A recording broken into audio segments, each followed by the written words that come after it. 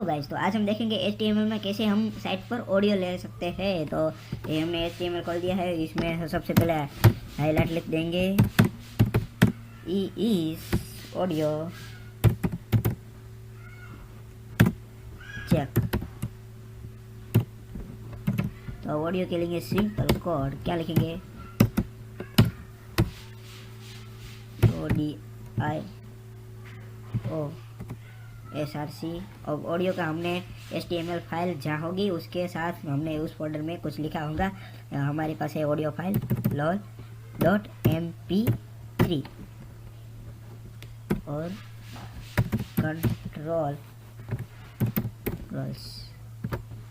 Okay, तो अब हम इसको रन कराएंगे। तो आप देख सकते हैं हमने रन कर दिया, क्रोम में खुल गया है हमारा ऑडियो। इसको हम हमारे प्रोग्राम को सेव कर देंगे।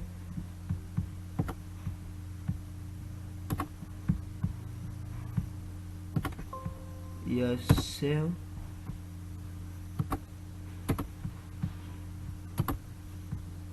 चेक।